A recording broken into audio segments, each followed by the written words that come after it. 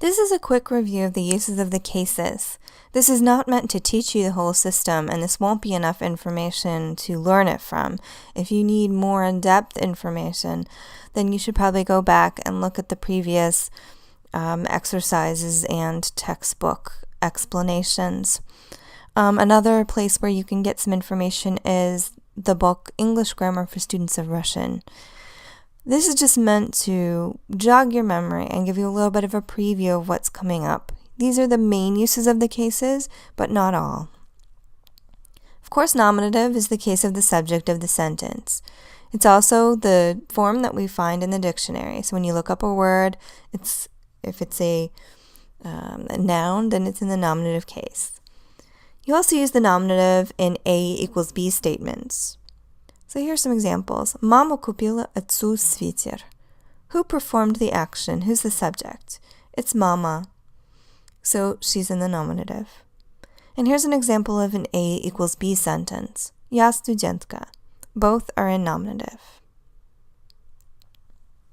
The accusative is used with the direct object. And the direct object is the person or thing who receives the action of the verb. Accusative is also used after some prepositions, for example, v and na when you use them with direction. And it's also used in some time expressions. So here's an example of direct object. Mama купила отцу свитер. Mama bought, what did mom buy? She bought a sweater. So that is the direct object. Мы пошли в библиотеку. Here, библиотека is an accusative because it's after v using direction. Лекции начинаются в среду. Here we have a time expression. Среда becomes в среду. Genitive has a bunch of different uses. One is possession. So in English, when we would use apostrophe s or of, we'll use genitive in Russian. Genitive, if you remember, is also used with negation or lack or absence. Genitive is used after some prepositions like u and без, and after numbers. Here's some examples. Это машина Ивана. This is Ivan's car, or we could say this is the car of Ivan. Сегодня нет Кати. Katya isn't here today. Since she's lacking or absent, we put her into the genitive. У меня есть кошка. After u, genitive case. And сколько сейчас времени? Сейчас 5 часов. After counting, after the number 5, we use genitive. Dative case also has a variety of uses. Some of these you've seen a little bit of, and you'll get more coming up soon. Dative is the case of the indirect object. It's the person or thing for or to whom something is done. We'll see at least one example of this. Dative is used with impersonal expressions. It's used with age. It's used to express feelings. It's used when you talk about necessity or possibility or impossibility. And like most of the other cases, it's used after some prepositions, k or po. And after some verbs, нравится, помогать, позвонить. Here's some examples. Мама купила отцу свитер. We already know that what she bought, the direct object, is the sweater. So for whom did she buy it?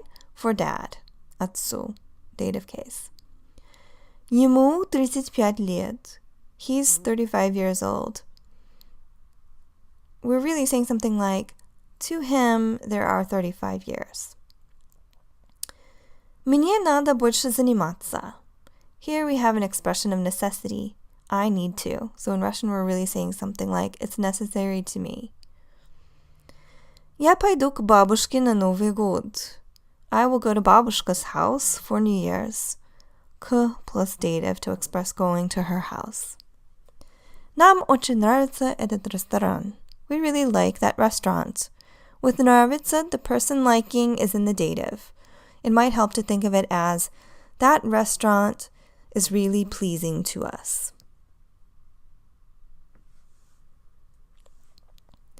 Prepositional, like its name, is only used with prepositions, and very few. v and na when we use them with location, and o. These are the ones we've seen so far. Мы живем в квартире. We live in an apartment. В and with a location, so prepositional. Кто спросил о нашем университете? Who asked about our university? So after the preposition o. And instrumental is used after some prepositions. We've seen it so far with s. And more this year, you'll see when something is used as an instrument, we'll use the instrumental case. And after some verbs. I'm just showing you here the examples with с. Я люблю пиццу с ветчиной и грибами. Мы с сестрой ходили в театр. We will see more uses of all of the cases this year coming up. This was just meant to give you a little bit of a review of what are the main uses you've seen so far.